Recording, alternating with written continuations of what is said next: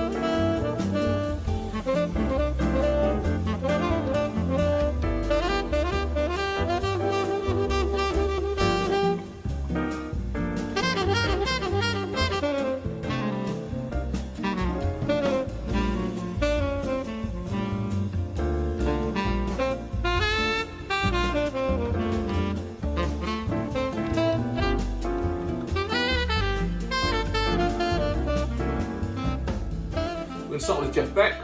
Jeff Beck was a big fan of the island. He used to go there pretty regularly. He'd play with pretty much anyone who would have him. He did form a band around that time called the Tridents, and he also used to turn up with another band called Night Shift. Next is the Birds with an I. The Birds, a London band featuring our Ronnie Wood. And although the Birds had to change their name twice, first of all because originally they were called Thunderbirds, and along came Chris Farlow and the Thunderbirds, so they had to kind of shorten to just the Birds. And then along came the American Birds as well with the Y, so that was it. So that band had to change their name twice. It all got a bit too much and they packed up.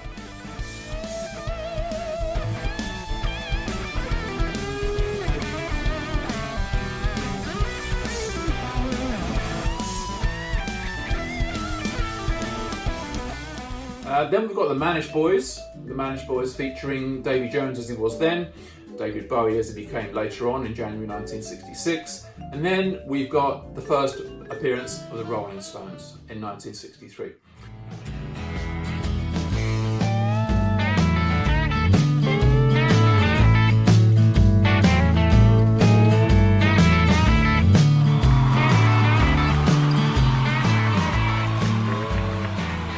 They went on to do 25 shows across that summer, 63, and there was only one place in London that they played more in 1963, and that was a place called Studio 51, which was a jazz club actually.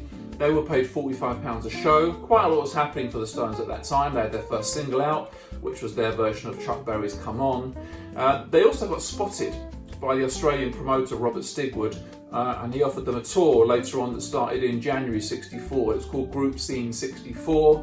The Ronettes were top of the bill, the Cheneys were bottom of the bill. The Cheneys featured Mick Fleetwood on drums. It didn't go that well, the tour fell apart and the Stones were owed £16,000.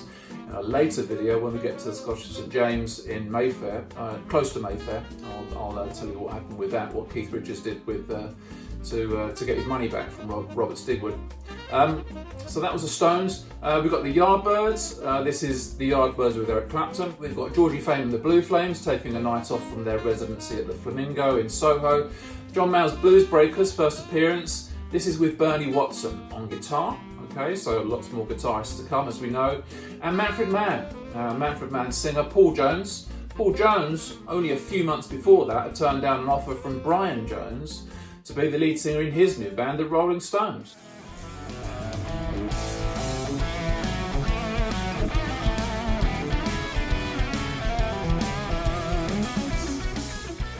And we have 6 from 1964. We're going to start with Long John Baldry. And it was this night that Long John Baldry kind of stepped in at the last moment because it was due to be a guy called Cyril Davis, who was a very important figure in the British blues scene. Him and Alexis Corner were the two kind of godfathers of blues in London, big harp player. But he died at the age of 31 very young, and it was a tribute night to him. Now the big thing about this night was that it was a night that Rod Stewart was kind of discovered by Long John Baldry on Twickenham train station.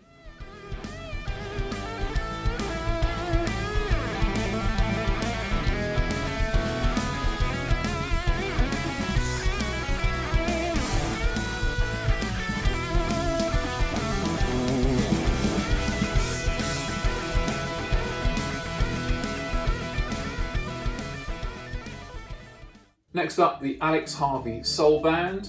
Alex Harvey, of course, probably better known for being the sensational Alex Harvey Band later on in the 70s, and their big hit in 1975 with Delilah. Jimmy Page now, it went on to be called the Jimmy Page Jam. This is the closest we get to Led Zeppelin being on the island, by the way, Jimmy Page. There were alongside him that night were Bill Wyman and Jeff Beck and Ian Stewart. So that helps us on the Led Zeppelin front because Ian Stewart is Boogie with Stu from Physical Graffiti. Memphis Slim was a blues singer and pianist, and he was living in Paris at the time, but he was playing over in London, and he was taking, you know, the way artists sometimes take a year out. They live in another country for a year.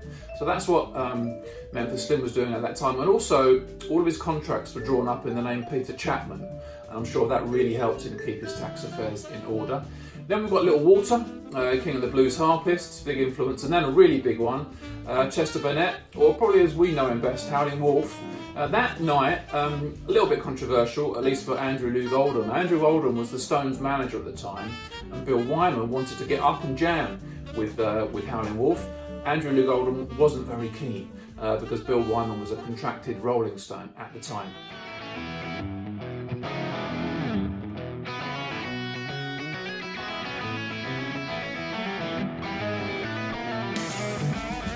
First up, John Mayall, another appearance. This time a new guitarist named Roger Dean. Steady though, yes fans, it's not that Roger Dean, it's another one. In fact, I don't know who it is, but it wasn't that one. Okay, that's the main thing.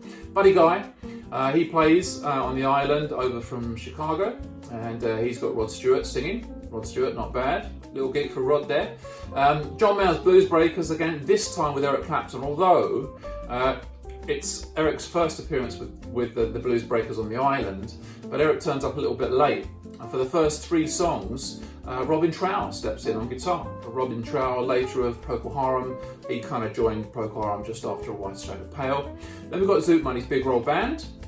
They were another one of the house bands at the Flamingo, alongside Georgie Fame and the Blue Flames. And Zoot Money featured a very young Andy Summers on guitar, or of course later went into being the Bliss. Then we've got Jesse Fuller. Jesse Fuller was a kind of one-man band really. He had a cymbal and a kazoo and a bass drum thing called a fadella and a guitar. Had a big hit with a song called San Francisco Bay Blues. I love Richie Havens' version of that, proper. Champion Jack Dupree up next, and the champion part of his name was Genuine. He was a prize fighter back in Detroit. He was at Golden Gloves. He had over 100 fights, and not only that, but his fight career got split in 2 by the Second World War. And he ended up in a Japanese prisoner of war camp for a while as well. So I guess when it comes to paying champion Jack Dupree, don't mess with the Dupree. Next up, Rod Stewart on his own this time. Rod Stewart and the Soul Agents, I think it was, but Rod's first kind of solo appearance.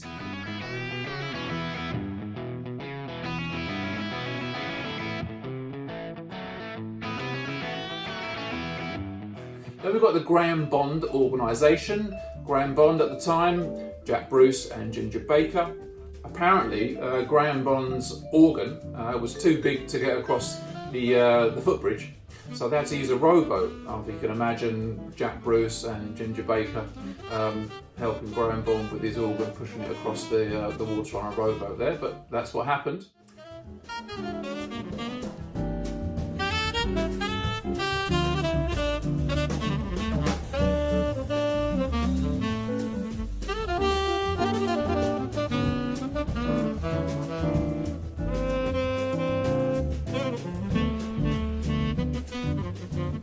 Finally, in '65, we've got another John Mayall's Blues Breakers, this time with Peter Green on guitar, so it's pretty good, isn't it, if you're John Mayall?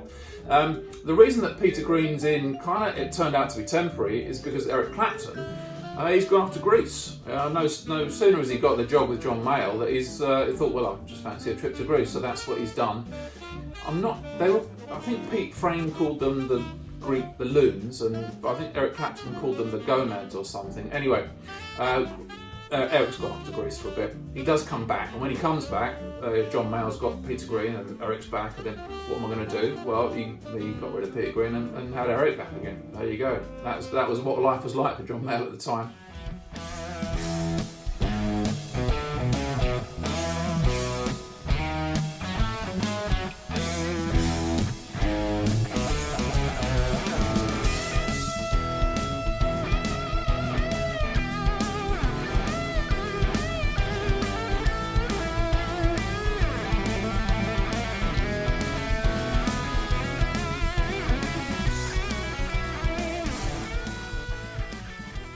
1966 is here, and it's the World Cup winning year, if you're in England.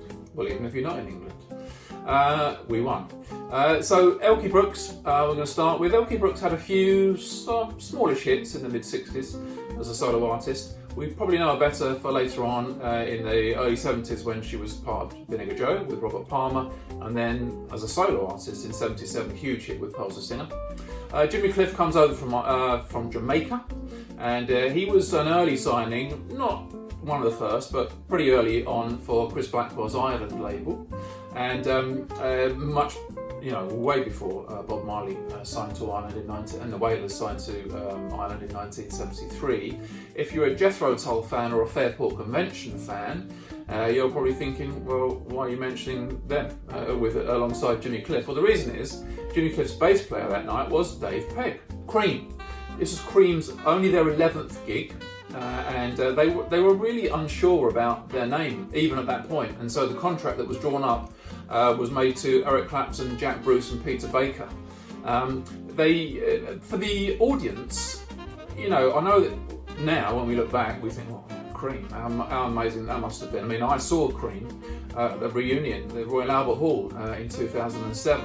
But back then, I think, the feeling amongst the audience, well, it's that guitarist that was in the Yardbirds, or did I see him with John Mayall, and it's those two blokes from Graham Bond. To us that's great, it's not bad. The Alan Price set.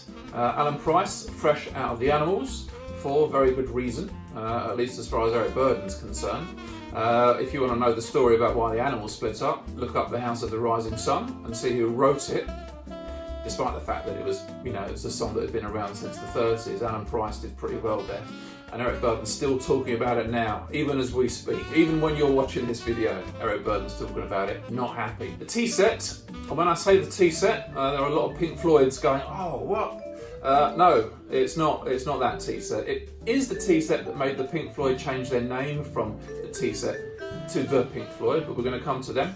The VIPs, including Keith Emerson, who of course went on to be in The Nice and then Emerson, Lake and Palmer.